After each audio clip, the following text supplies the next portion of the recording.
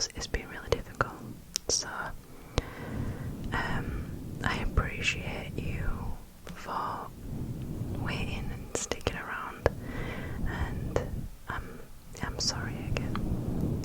But let's just get straight into this video of reading some spooky Reddit stories. Halloween is fast approaching, so that's the kind of videos I'm gonna want to be putting out because I really like Halloween and all things horror and spooky. So anyways, let's get into it. The first story is from the subreddit No Sleep, and it's by the user Monsters, and Monsters is with a 0, and it's called Somebody Else Is Here. I noticed it first with my keys. I've had the same keychain since college, an old bottle opener from a bar I don't even remember going to. I never changed it. It's worn smooth from years in my pocket. The logo faded to almost nothing. But one morning last month, I picked them up from the counter and felt off. The keys looked the same, but they didn't feel right. The weight was off, like someone had swapped out the actual keys for copies. One of the teeth on my apartment key was shorter, slightly rounded, but when I tested them, everything worked. Door opened, mailbox too. So I told myself I was imagining things. Maybe I dropped them, maybe something bent. That's how it starts though. Small enough that you think it's just stress. Work's been rough lately, sleep hasn't been great, so you brush it off. Then the email came. It was a receipt for a coffee shop I don't go to, some indie spot across town. The charge hit my card around 8:42 AM. I checked my phone's health up. At that time, I was in the shower. I remember being in the shower, but the receipt had my name, my card, everything matched. I googled the cafe. They had a little online ordering system and you could leave a note for the barista. Mine said, "See you tomorrow." I started checking my accounts more often after that. There were more weird purchases, a small charge at a gas station I've never been to, a subscription to a language learning app. Someone ordered sushi at 11 PM on a Sunday, something I never do. The kicker, they ordered what I might almost pick. Not my usual, but not something I'd hate either. I figured maybe my card had been stolen, but then why were the purchases so close? Too subtle to notice unless I was actively looking. And then my co-worker asked how the concert was. "What concert?" I asked. She laughed. "The one you posted about on your story. Looked amazing." I never post stories. I barely post at all. I pulled up my account. Nothing there. But I checked my camera roll and there were pictures. Low quality shots from the back of a crowd. A band I sort of like. Someone had zoomed in, tried to catch the lights, the stage, the vibe. The timestamps matched what my co-worker said. Only problem, I wasn't there. I spiraled a little after that. Thought maybe I was sleepwalking, or maybe dissociating. I'd been stressed, maybe I was blacking out, losing time. So I did what you're probably thinking. I set up a camera in my bedroom. Cheap web emotion triggered just to ease my mind. The next morning I checked the footage. I never left the bed, but at 3:12 a.m. I sat up. I sat up perfectly straight, rigid, and stared at the bedroom door. Then, without blinking, I said, "You need to stop watching me." My voice, my face, but it didn't feel like me.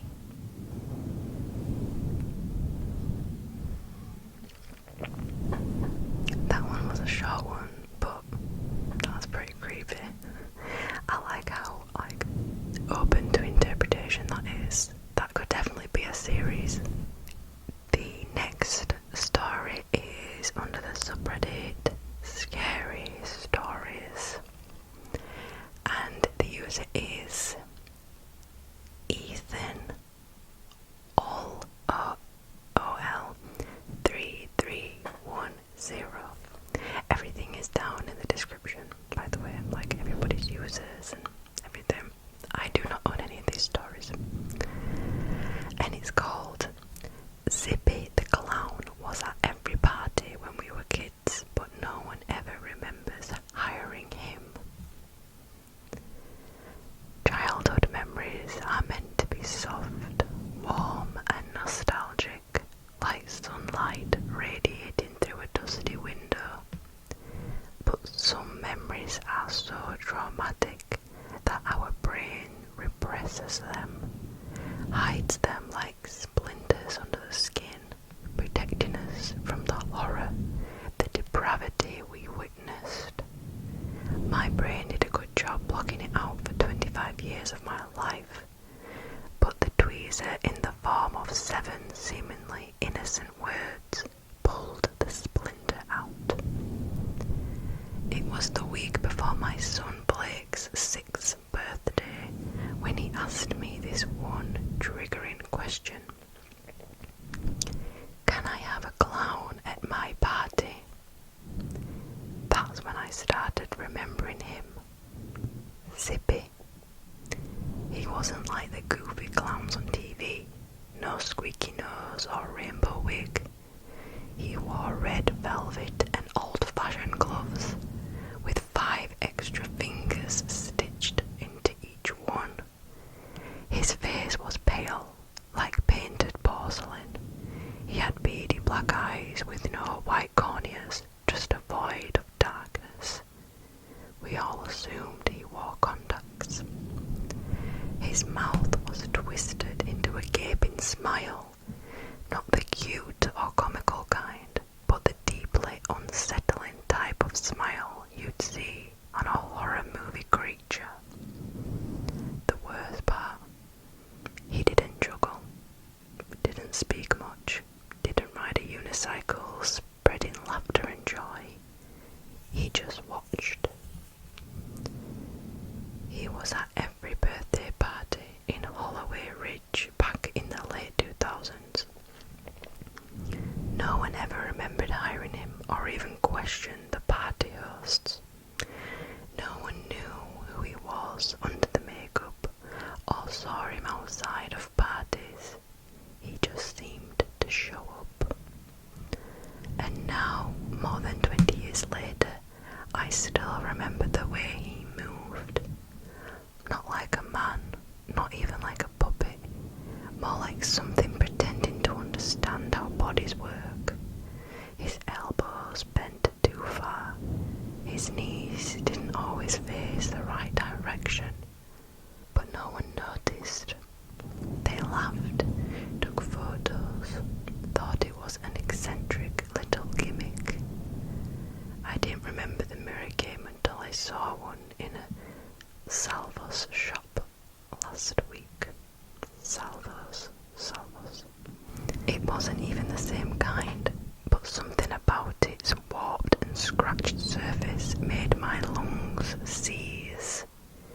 He called it "Who's Hiding in the Reflection." He'd bring us into this dark bathroom one by one,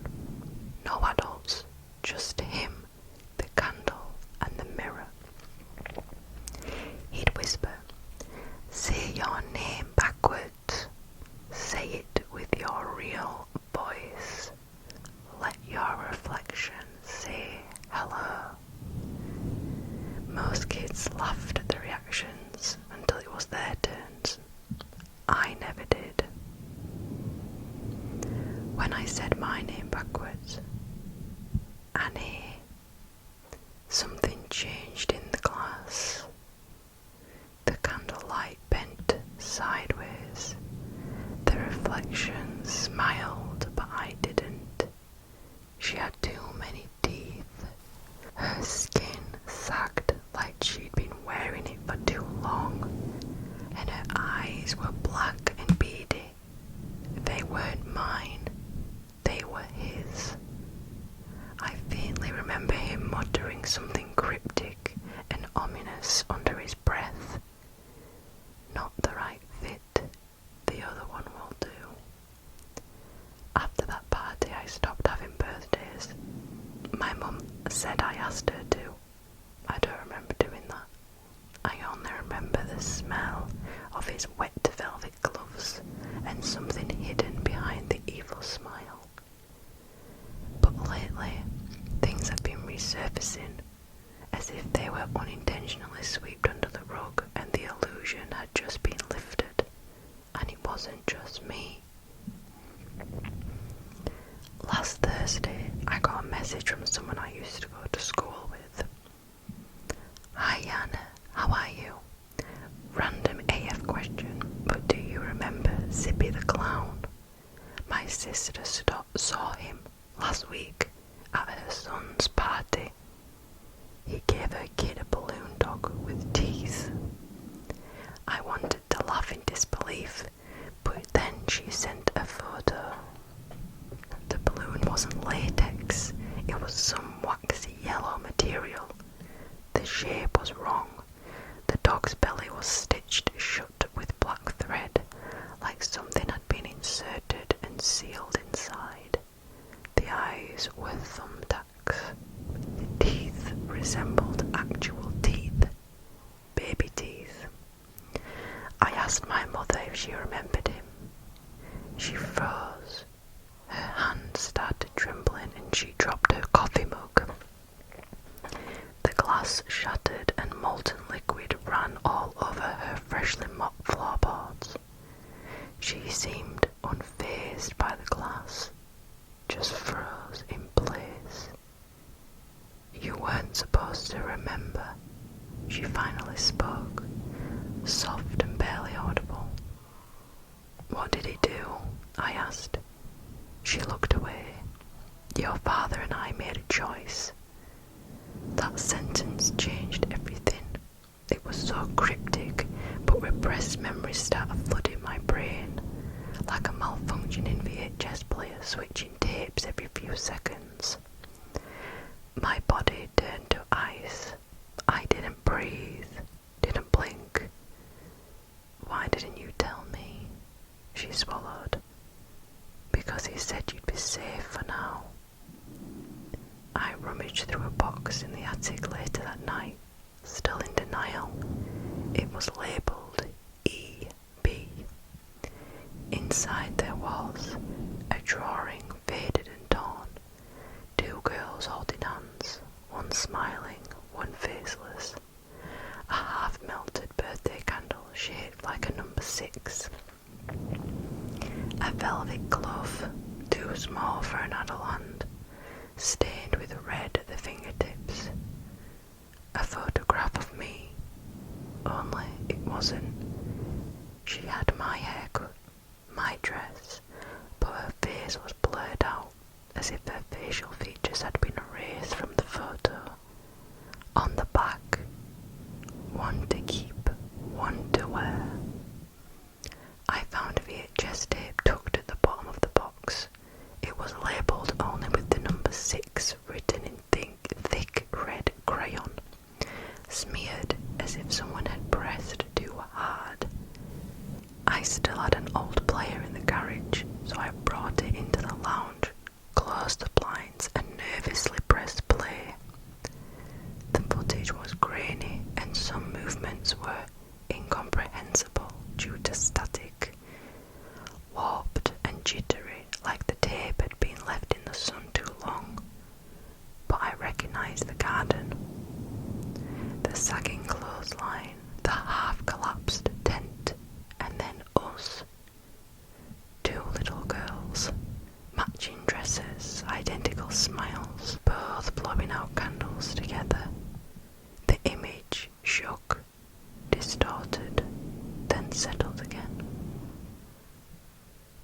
It was Zippy the Clown. He loomed in the background, head tilted, limbs stiff like he'd been hung on strings. He didn't move unless he thought no one was watching, but the camera caught it. Little twitches, head snapping to one side, fingers clenching, releasing, clenching again. Inhuman and unorthodox movements. Then, without warning, the footage jumped. An ear-piercingly loud static buzz screeched through the speakers. Now he was in front of the camera. Close. Too close. Filling the frame. His mask didn't reflect the light like plastic. It absorbed it like old, rotting flesh lacquered with something sickly sweet. He didn't speak at first. He just stared. His mouth began to move, but there was no sound. Just a low, wet, clicking noise, like teeth grinding behind the paint. Then the audio warped back into place and he spoke. Slow, measured, childlike, but ominous. Yana Weaver. I froze. That was my name after marriage. I hadn't even met my husband when that tape was recorded. Did you think I forgot? He giggled, high, broken and sinister, like a balloon stretching too far before it bursts. You were always the tighter fit. His disturbing grin grew wider and more unsettling. A flake of dried red curled off the corner of his lips like peeling wallpaper. I liked her better, you know, the other one. Her screams when I was skinning her were like music to my ears. He reached towards the lens. The video glitched. Screen bending like heat waves. Static bled from the edges. But I haven't forgotten about you, because things that don't fit stretch nicer over time. Then he leaned in and I could see the depravity behind those pitch black eyes. His voice dropped to a rasp, an animalistic growl almost. I'll try your flesh on again soon. He turned, walked backward, impossibly fluid, still staring directly at the camera as his body faded into the background. One to keep, he whispered. One to wear. He blurred into background, and the sounds of the birthday party resumed. I didn't sleep that night, because what on earth just happened? Surely I was hallucinating. Stress-induced, I bet. The house was eerily quiet, almost too quiet. The air felt heavy and the floorboards creaked a lot more than often. I can hear noises in my son's room down the hall, but when I went to check on him, he was fast asleep. But there, resting on the drawer, was a balloon giraffe. Its legs were tied in knots. Its neck hung limp. Its eyes were marbles, deep red, almost veined. And inside its stomach, something moved when I touched it. I confronted my mum again. What did you give him? She didn't speak, just handed me a letter. It was old, mildewed and smelled like rust. There was no stamp, just a wax seal pressed into the shape of a hand with an abnormal amount of fingers. Inside, scrawled hastily in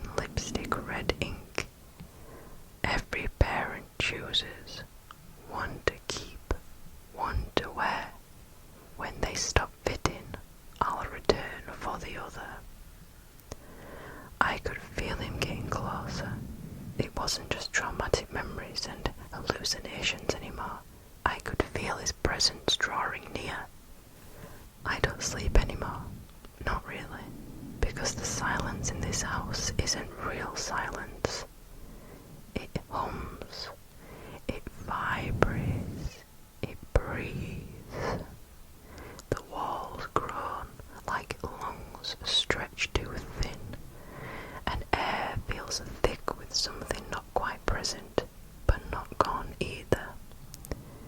And at night the baby monitor crackles, not white noise, something closer to a breath, a wet, wheezing laugh like a dying man choking on his last meal.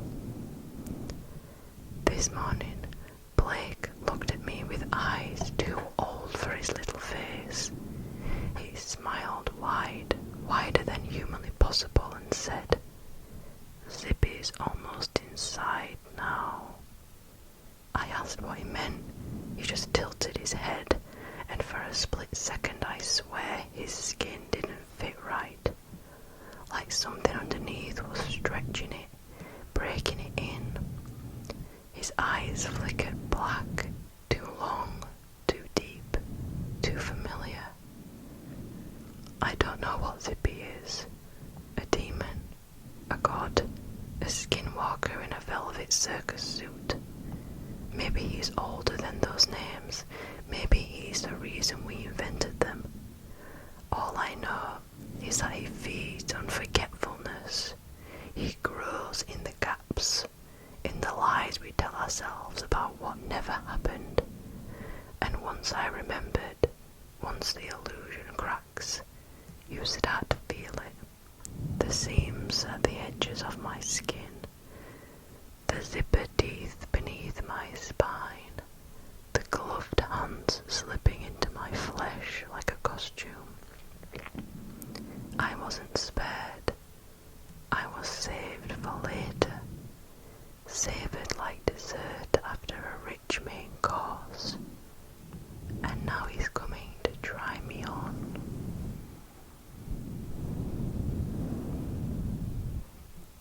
Creepy. Very creepy. The last story of the night is under the subreddit Scarystories, and it's by the user philosophysubboy, and it's called "My Parents Disappear Every October 31st. I don't mean they'd leave for a party or a night out. No, they'd vanish, gone without a trace by sunset, leaving me alone in the house. I'd search for them, call their names, but they were always gone, like they'd never existed.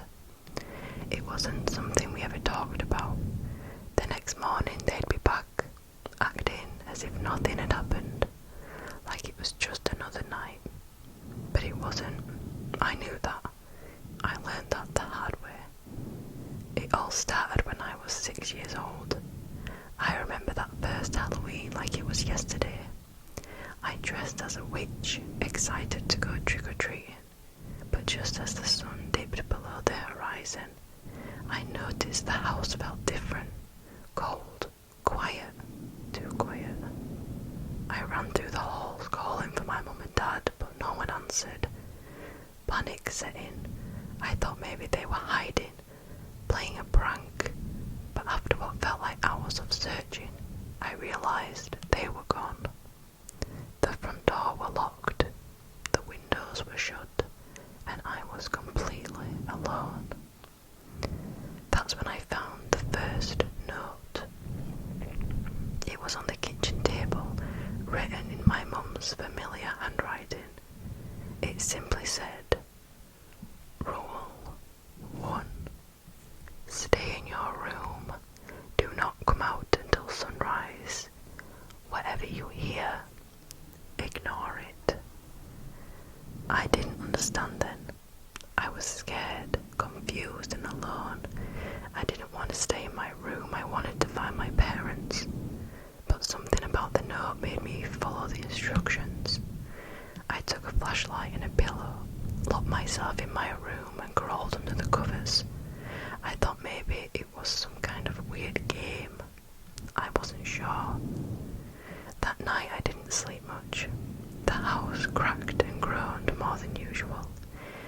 I heard strange noises, soft scratching at my door, footsteps in the hallway, whispers that I couldn't quite make out. I told myself it was the wind or my imagination, but deep down I knew it wasn't. Something was in the house with me. The next morning when I opened my door, my parents were back. They were sitting at the kitchen table, sipping coffee like nothing had happened. I asked them where they'd gone, what had happened, but they just smiled and said I must have had a bad dream. That was the beginning. Every Halloween after that was the same. My parents would disappear just before nightfall, leaving me alone with a note. Each year the instructions got a little bit more specific, a little bit more ominous. By the time I was 8, the notes included things like Rule 2. Don't look at the windows. Rule 3. Don't respond if someone calls your name. And the noises, they got worse. One year when I was 9, the sounds outside my room became unbearable. There were knocks on the door, not gentle but loud, insistent pounding. I pressed my hands over my ears, squeezing my eyes shut, but I couldn't block it out. The voice on the other side was familiar, my mother's voice, calling my name. Ellie, it's okay, you can come out now. She sounded so calm, so normal. For a second I almost believed it was really her, but the rule had been clear. Do not open the door, no matter what you hear. So I didn't. I stayed under the covers, trembling until the knocking stopped. I never told my parents about the voice, and they never asked. The years passed and the game continued. It became a twisted Halloween tradition. While other kids dressed up and collected candy, I stayed locked in my room, listening to the house come alive with things I couldn't see. I became used to the notes, the strange noises, and the feeling of being watched. It was all part of the game, my own haunted ritual.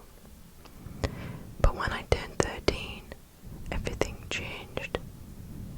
That year the note was different. I found it on my bed just as the sun was setting, but instead of the usual instructions, it said, Rule 4. There's something new in the house tonight. Be careful. I didn't know what that meant, but the moment I read it, I felt a chill run down my spine. Something new. What did that mean? I locked my door, as usual, and tried to settle in for the night, but I couldn't shake the feeling that something was terribly wrong. The noises started earlier than usual. At first, it was the familiar creaks and footsteps. I'd gotten used to those. But then there was something else. Breathing. I could hear it, low and heavy, just outside my door. It wasn't human. It was too slow, too deep. I pressed myself against the headboard, clutching my flashlight like a weapon, even though I knew it wouldn't help. The breathing moved away after a while, but then came the scratching.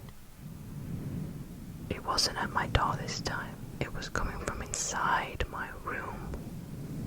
I whipped the flashlight round, scanning the walls, the ceiling, and there was nothing. The scratching grew louder and closer, until it felt like it was coming from beneath my bed. My heart pounding in my chest, my throat dry with fear. I didn't dare look under the bed. I was too scared of what I might find. The scratching stopped abruptly,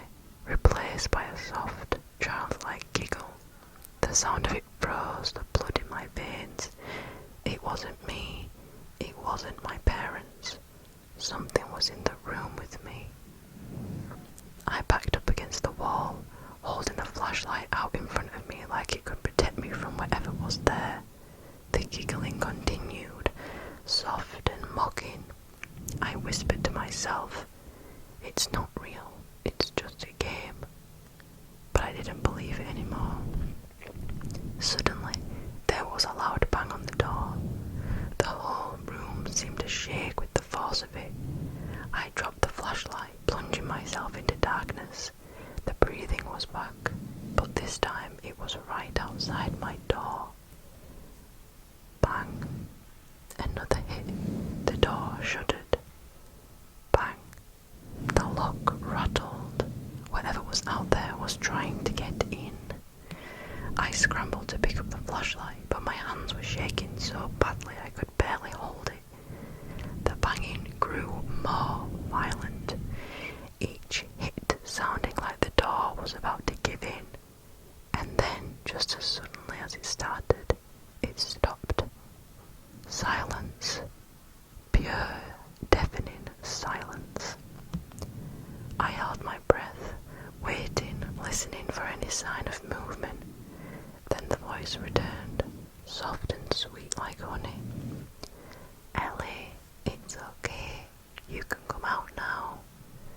It was my mother's voice again, but this time I knew it wasn't her. I didn't answer. I didn't move. I just sat there, frozen in fear, praying for the night to end. The voice called out again, more insistent this time. "Ellie, don't be scared. It's just a game."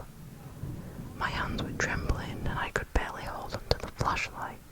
The voice kept calling, but I stayed silent. I knew the rules. I knew I couldn't open the door. But then something strange happened. The door, it began to unlock. I heard the soft click of the lock turning, and the handle slowly twisted. "No," I whispered, pressing myself further against the wall, willing the door to stay shut. But it was too late. The door creaked open, just a crack, but enough for me to see a shadow in the hallway. Something tall and thin, its limbs too long, its fingers clawed. It wasn't my mother. The creature stood in the doorway, unmoving, watching me. I could feel its eyes on me, even though I couldn't see its face. My heart was pounding in my chest, and I felt like I might pass out. And then, just as it stepped forward, the first rays of sunlight crept through the window. The creature recoiled, hissing like an animal, and within seconds it was gone. The door slammed shut, and the house was quiet again. I didn't leave my room until the sun was fully up. When I finally opened the door, the house was just as it had been the night before. Silent, empty, as if nothing had happened. My parents were back, sitting at the kitchen table, drinking coffee like they always did. I stumbled in, shaken and pale, and told them everything. The creature, the scratching, the voice that wasn't my mother's. They just looked at me, exchanged glances, and then my dad laughed softly. "You must have had a bad dream," he said, shaking his head. "Nothing like that happened, Ellie. It was just your imagination." My mum smiled the same strange smile and added, "You're safe now. It's over." But I knew better. I knew it wasn't just a dream. The fear, the things I'd heard and seen, they were real. They had to be. My parents didn't believe me. They never did. And that was the most terrifying part. Now, as an adult with children of my own, I know the truth. Whatever haunted me in that house, whatever played that sick game, it's still out there waiting, and it's hungry. I fear for the